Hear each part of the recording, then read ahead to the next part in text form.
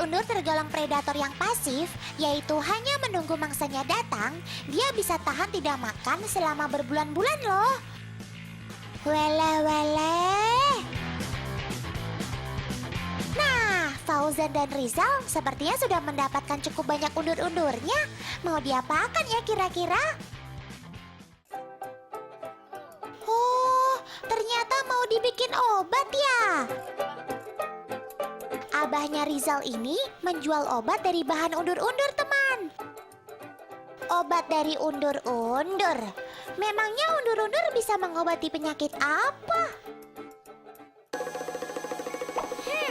Menurut penelitian mahasiswa Universitas Gadjah Mada tahun 2006, undur-undur ternyata bisa menjadi obat alternatif bagi penderita diabetes mellitus. Itu loh, penyakit di mana gula darah dalam tubuh sangat tinggi.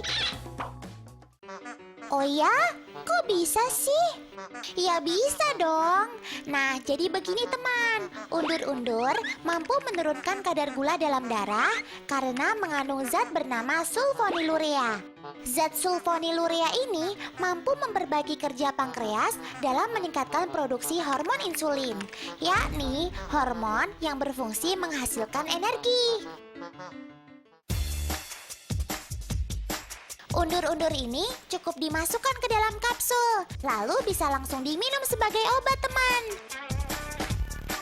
Oh iya, undur-undur sendiri bisa bertahan hidup dalam kapsul selama 4 jam. Nah, undur-undur harus dalam kondisi masih hidup saat dimasukkan ke dalam kapsul ya.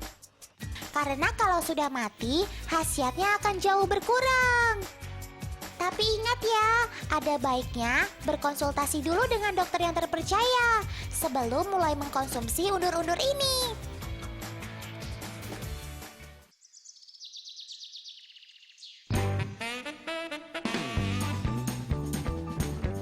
Nah, kalau yang satu ini namanya semut Jepang.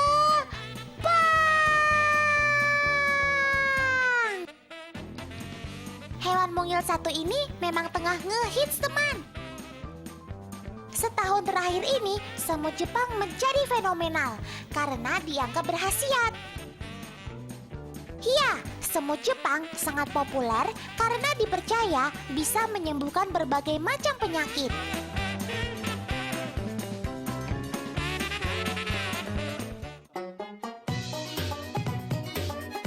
Tapi sebenarnya nih ya, nama semut Jepang sendiri tidak tepat. Karena binatang ini sebenarnya bukanlah semut, melainkan kumbang gudang. Dan kumbang ini juga bukan berasal dari Jepang.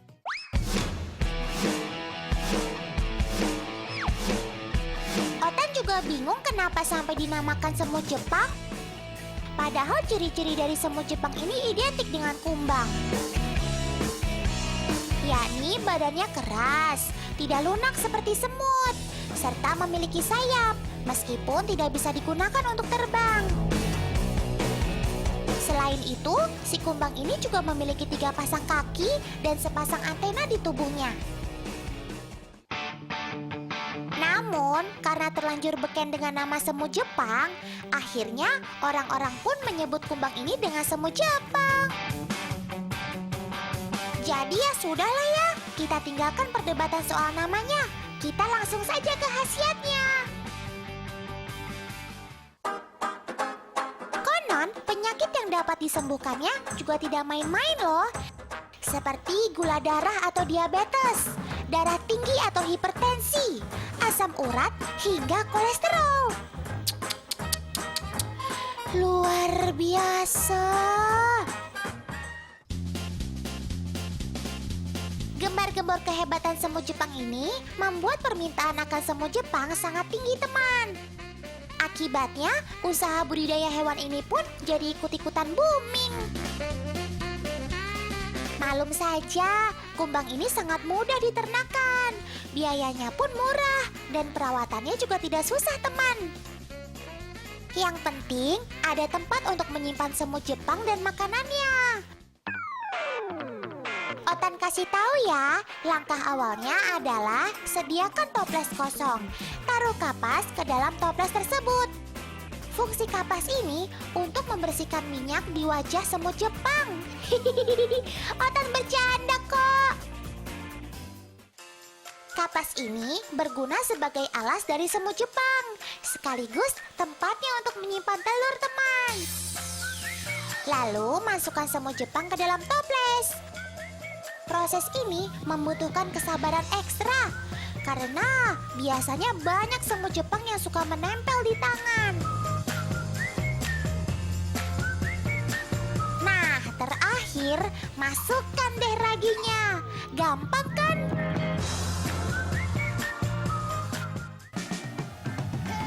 Semut Jepang memang doyan banget memakan ragi, teman. Bola-bola ragi ini bisa habis hanya dalam tempo 1 minggu loh. Wih, rakus juga ya kamu, Mut.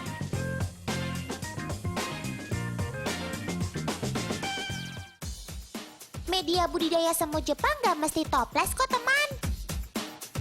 Dusta terpakai pun bisa disulap oleh Pak Ayin ini jadi kandang semut Jepang. Orang Bandung Tea tuh, kreatif pakai P. Udah deh selesai. Tinggal tunggu 2-3 bulan lagi. Dijamin semut Jepang ini akan bertambah banyak dengan sendirinya. Bagaimana teman? Mau coba? Oh iya, setiap betina semut Jepang dapat menghasilkan hingga 200 butir telur. Produktif banget ya. Telur-telur ini diinkubasi selama 2 minggu sebelum membesar menjadi larva. Fase larva memakan waktu lebih lama lagi, yakni mencapai 2 bulan sebelum kemudian menjadi pupa. Baru deh, selang seminggu sejak menjadi pupa, mereka akhirnya menjadi kumbang dewasa. Oh iya, umur si kumbang alias semut Jepang ini bisa mencapai 20 bulan atau hampir 2 tahun. Tapi apakah benar si semut Jepang ini betul-betul berkhasiat? Nah, ini dia faktanya. Ini merupakan kandungan nutrisi dari si semut Jepang. Tuh, lihat kan, proteinnya tinggi sekali. Kandungan asam aminonya juga lumayan, sementara lemaknya rendah. Wah, kandungannya luar biasa juga ya. Tapi apa betul dengan demikian mereka sudah terbukti berkhasiat? Sama halnya seperti undur-undur teman. Sebenarnya belum ada pembuktian secara absolut tentang khasiat semut Jepang ini. Jadi, belum bisa dibuktikan apakah serangga ini benar-benar mujarab atau tidak. Perlu diingat pula bahwa ragi yang merupakan makanan dari hewan ini sebenarnya adalah kumpulan mikrobakteri yang tentu tak semuanya prebiotik atau bakteri baik, teman. Jadi, sobat di rumah harus bijaksana ya dalam memilah dan memilih apa yang baik dan buruk bagi tubuh.